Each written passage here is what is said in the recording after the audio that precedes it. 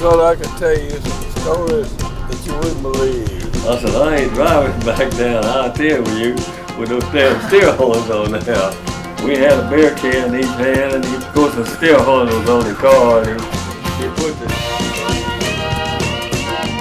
The amount of time I've spent traveling with my grandfather, it surprises a lot of people, especially those who know my grandfather. I've tried describing him to people who don't know him, and like a scary roller coaster ride, his finer qualities can really only be appreciated firsthand. So, for those of you who haven't had the nerve to travel with Granddad to California and back, to Colorado and back, and to Guadalcanal and back, here's your chance. Only this trip will take less than 20 minutes instead of several weeks, and Granddad is not driving, so there's nothing to be scared of. Imagine that we're taking a road trip into the mind of my grandfather. We'll start at A and make our way back to Z. This journey will not only be one of sight, but of sound. In other words, everything you see and hear consists of a lot of audio tape recordings that I made, tacking on whatever video images I could find. So, let's start at the beginning.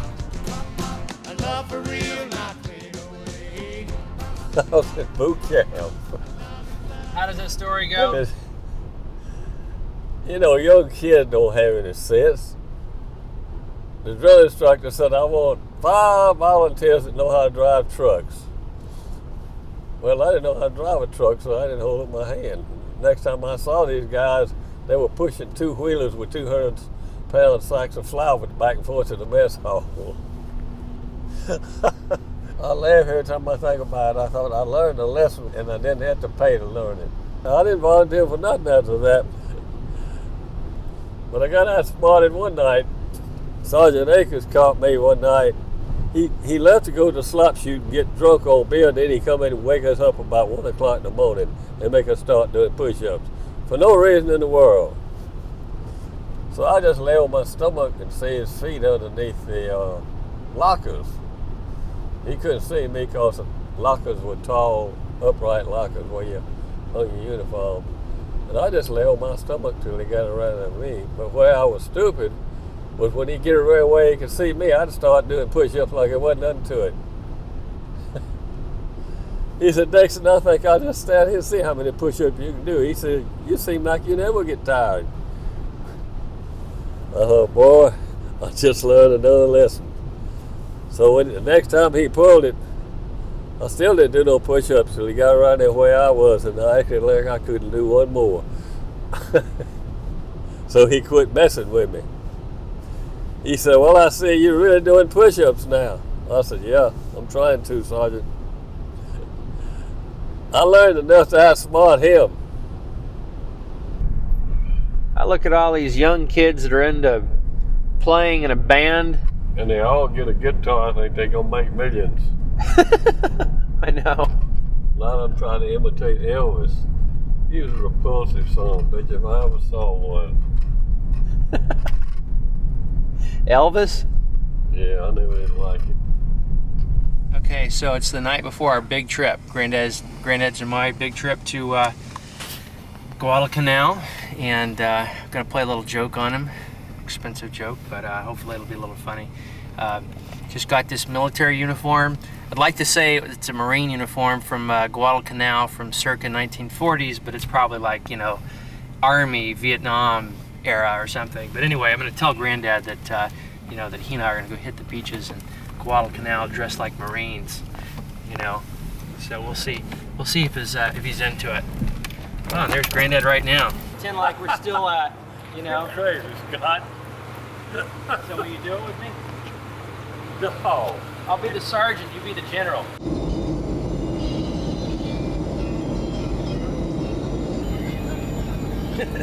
So Granddad, do you feel like you're coming home?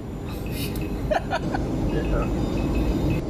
So maybe now's a good time to answer the question that none of you have been asking, and that is, what is Guadalcanal?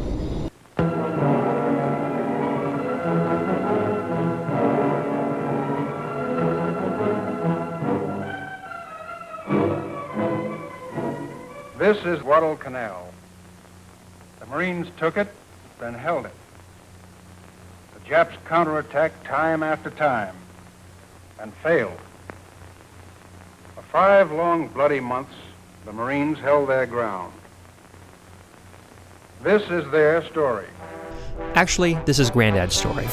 So let's talk about Guadalcanal to the extent that it might help us understand what this place is all about, since we've heard Granddad talk about it so many times. In fact, it's an island, and is located about halfway between Australia and Hawaii. And in August of 1942, the only thing keeping the Japanese from taking over Australia and preventing us from doing anything about it was having an air base in the Solomon Islands, i.e. Guadalcanal.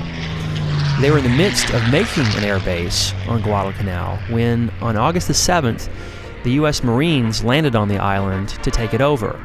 The Marines were dumped off with very few supplies, and they were all very out of shape at this point. So the next several months were extremely difficult. Granddad's role in all of this was a telephone lineman. So he spent most of his time from September of 42 to about January 43 maintaining communications on the island and spending most of his time between Henderson Field, which was the airstrip that the Marines established, and what became known as Bloody Ridge, a ridge overlooking Henderson Field, which is kind of our perimeter. It all kind of blends in together, but apparently that would be Bloody Ridge. Granddad would have spent much of the war going back and forth between here and there. I'd say this is probably one of the most strategic positions during the entire war here, Guadalcanal. We're on top of the control tower here in front of Henderson Field, the original one that the Marines used.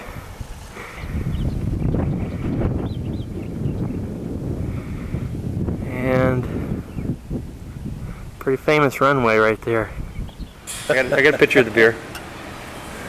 Is the sound on? Yeah, the sound's on. Scott and I having a ball. Granddad says it feels good to be home. Yeah, that's right. It's good to be home. We're living the life of Riley till Riley came home. That looks like an old Cobra. It is. Huh. They didn't turn out so good. The drive shaft ran between the pilot's legs. The engine was in the back.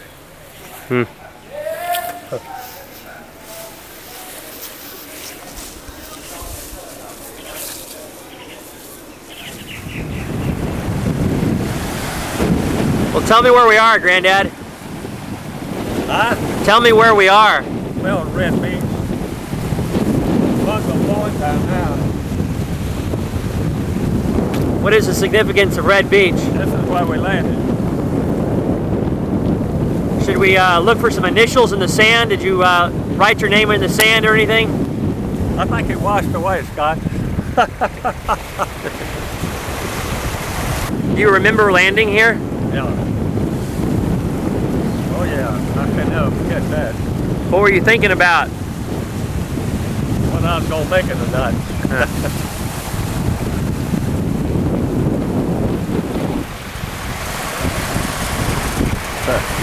When you left, did you leave from Red Beach? Yep.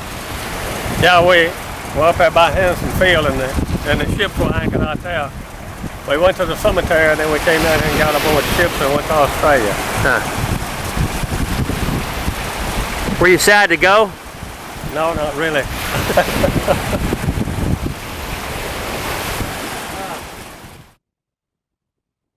Anyway, the joke an old boy told me about this. This old boy was in this bar. And this woman walked over to him and he told a joke real serious. And, well, he didn't start it out as a joke. He told me that it actually happened to him. But when he got through it, I realized it was a joke. And he said, this old boy, he said, I was sitting in this bar the other day and having a drink, and this woman walked over to me and she says, hi, how are you? She said, I had a drink. Said she'd like to talk with me. She said, you know, I believe in reincarnation. She got around to that somehow or another. And she said, you know, you was a dog in another life. He said, I was.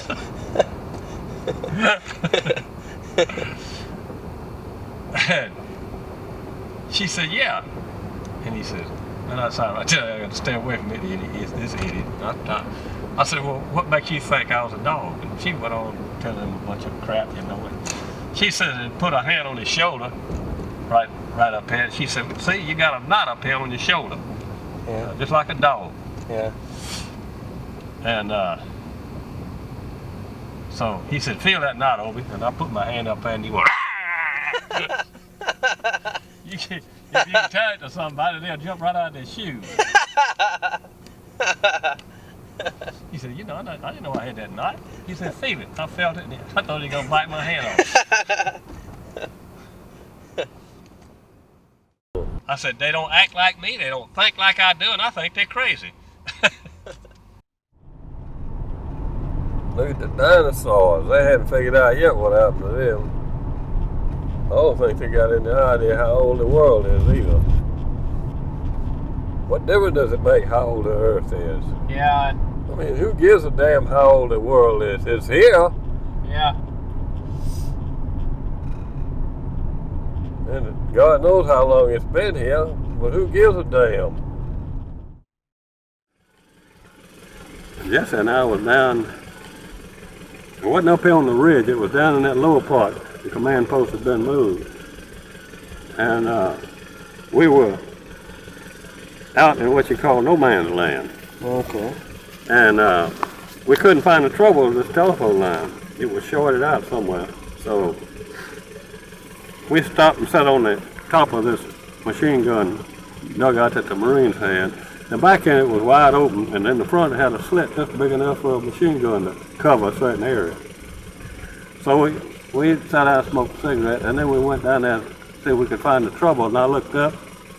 I said, Jesse, it looks like Japanese soldiers climbing out of that dugout. He said, it is, with mixed uniforms on. We didn't have nothing. The only thing we could have killed them with was a pair of pliers. But they didn't know we had anything, and they had hand grenades and pistols and Japanese rifles and their little split-toe shoes and leggings. So I took off for a line company, and Jesse said, Obie, there's no road that way. I said, it's fixing to be, you just follow me.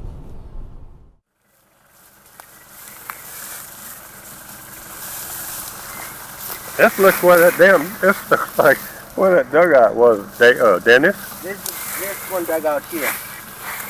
Hell, I believe that's what's left of it. That's a pretty big place, isn't it? Yeah.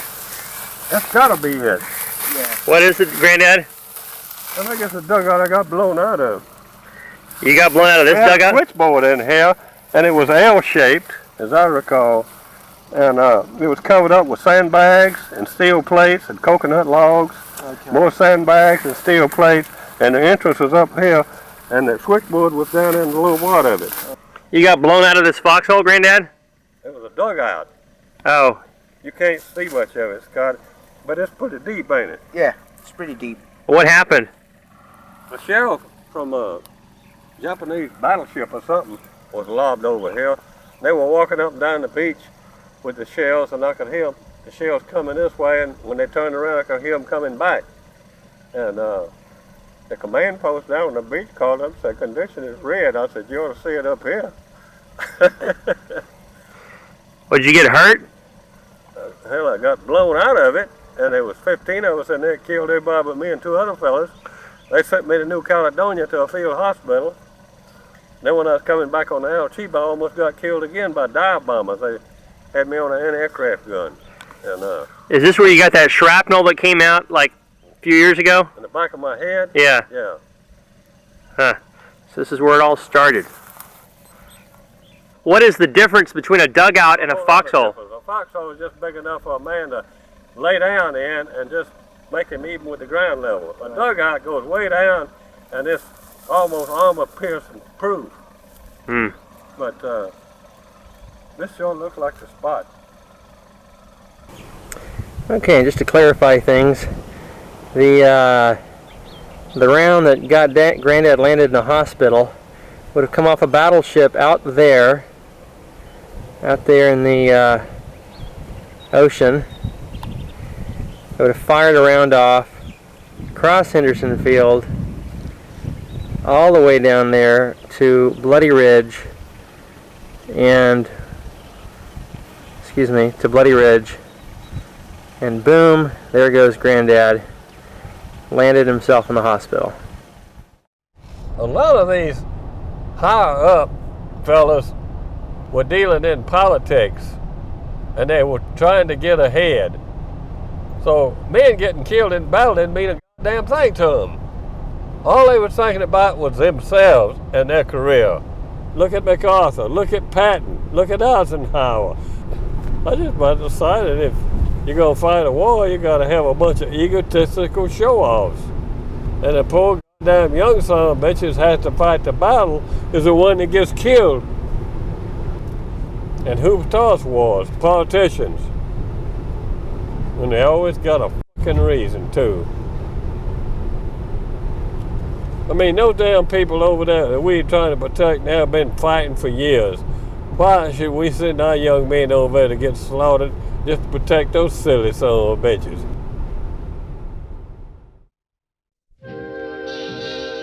On the last leg of our Guadalcanal trip, I told Granddad that I wanted to stop in Melbourne because I wanted to find out what became of his long-lost girlfriend, Yvonne Morgan.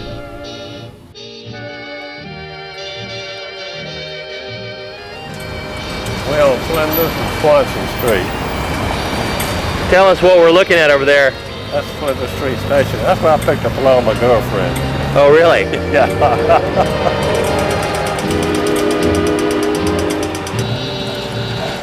Oh, Granddad, tell us what we're waiting on. We're waiting on a tram to go to Pascavale. What's in Pascavale? Well, nothing anymore. Vaughn used to live out there.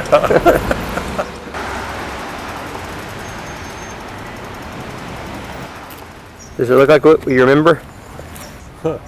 The famous number 3 Hatter Street. Even though Yvonne Morgan had long since disappeared, the current residents of number 3 Hatter Street were kind enough to let Granddad and I come in. Does the house look familiar? Yeah, the rooms do. The house itself looks a little different. Well, we have renovated.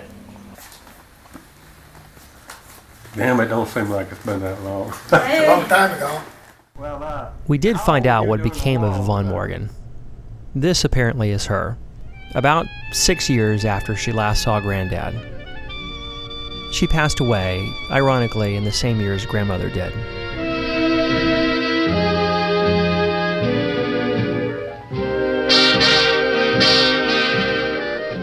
I hope you've enjoyed this little road trip. My purpose in putting this together was to try to celebrate some of the things that I find about Granddad that are so special. And hopefully, when I'm 80 years old, I won't have such a difficult time trying to describe to my great-grandkids or my grandkids who my grandfather was and why he was so special to me.